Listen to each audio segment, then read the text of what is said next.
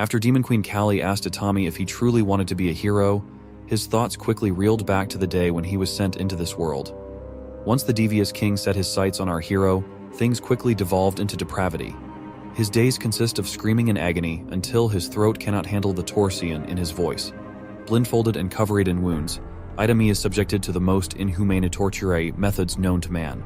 For half a year, he is chained to a table where an unhinged doctor conducts painful and inhumane experiments on him, day in and day out. After a whole day of nothing but pain, nights are reserved for some healing touch. The comfort that the healing spells give him is a form of torture in and of itself. Full recovery just means that the whole gruesome process will start all over again. The Mad King is the one who devised this plan. He tries to watch the process as much as he can with his soulless eyes. There is only one person who questions his questionable methods. What does all this torture truly accomplish? It is the person that Itami knows as his master.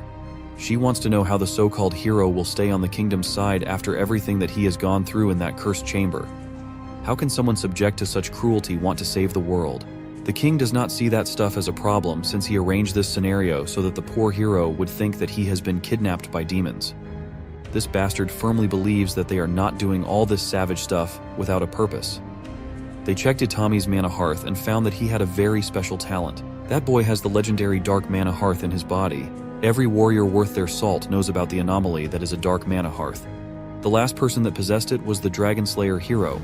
Those who possess such a rare trait can convert physical pain, mental pain, and pure hatred into a well of power. Furthermore, Itami's mana hearth has no limit. He has the potential to become even more powerful than the reigning demon lord. The crazy king is delusionally doing all of this just so he can protect his people from the demons. He's making a 15-year-old boy go through horrors beyond what the human mind can process. He thinks that it will not be a problem as they could always just brainwash the hero whenever they wanted. That way, the king could have his own little marionette killer. Today was a deviation from the usual torture routine. After a dose of agony, it's time for some practical battle training. The king wants the hero to worship his words as the only truth in this world. That way, he could redirect all the hatred in the kid's heart towards all demons. The green-haired master fears that the hero is just a teen and his psyche must be wildly unstable. But the kingdom has the best healers in the realm. They can basically heal all kinds of serious damage. Can you imagine the harrowing fear that Itami was feeling for the longest 6 months of his life? He was far from his family, transported to a strange new world with some extremely unhinged characters. Itami was lost and scared, and everything in between. After waking up from falling unconscious from the sheer pain, he laid eyes upon a chained-up wounded monster several times his size. Every day he thinks that demons are making him suffer, just for the fun of it. This day wasn't any different. They just found a new way to antagonize his already broken soul. But there was a tiny sliver of hope when the doctor told him that he would be set free if he managed to kill the monster. The healers will take care of any serious damages so he can fight without any regard for his health, because no matter how much he wanted to, he will never die. The king's mission to break the young hero to turn him into an ideal soldier was starting to take shape. A hero made by a king for his people. The private coliseum built for the death matches of criminals and captives has been pretty active as of late. Young hero Itami has been going up against monsters that were way out of his league for quite some time now. Every time he sustains an injury that would have killed a normal person, the kingdom's healers are always at the right place, at the right time to keep him alive. The only thing that he could think about was how much it hurt. His previous wounds hurt, his current wounds hurt, and his future wounds are still on their way. But at the hands of the monster, they will come. This might be a coliseum, but what's happening inside is far from a fight. It's a slaughter. Aside from the monster's roars and grunts, Itami could faintly hear the healer's chants. Whisper soft with the moon's bright gleam. Mend the hurt. Restore the dream. Revive the soul. Heal the body's seam. Those comforting words have long since been a grating reminder that this pain will continue much longer. A gentle touch full of life could make you ask for death. The revival of the soul was wholly ineffective when yours had evaporated long ago. Even though the body's seam heals up like nothing happened, the body still remembers. Who would have thought that the gift of life through healing could be such a cruel thing in the hands of a twisted mind?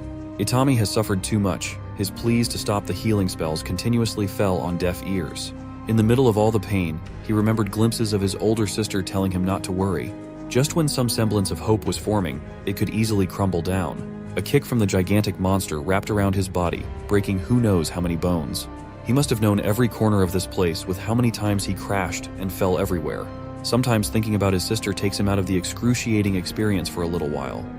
He knew that she was probably worrying about him right about now. Remembering her caring words and love made him want to return. In order to do that, he can't be a punching bag for this overgrown monster forever. The first day that he was transported into this strange place, he immediately came up to the king with a request to return back home.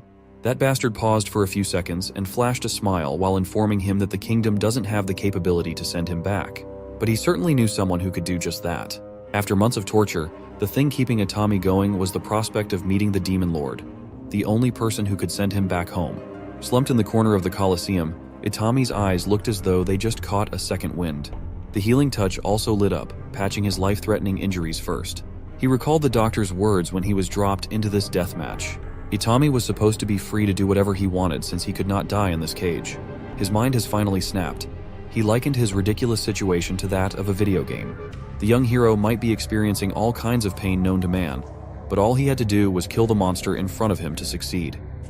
He just had to rip that bastard that's been giving him hell piece by piece.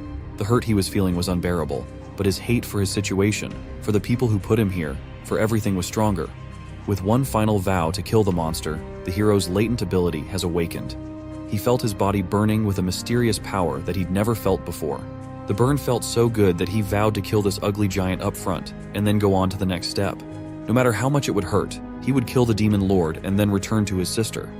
Because he's the hero, and that's what a hero does. After considering Callie's question and being lost in the sauce of his tortured days, Itami could not even formulate an actual answer. He didn't know what he wanted. After those inhuman 6 months, he tried his best to be a hero like the Dragon Slayer hero was. All it gave him was even more pain, losing the people that he loved and cared about.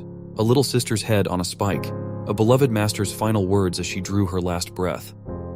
That's what being a hero got him. Itami believed that he had failed. He was supposed to be the savior, but he wasn't able to save the people dear to him. When he tried to take the path of a traditional hero, innocent demons suffered.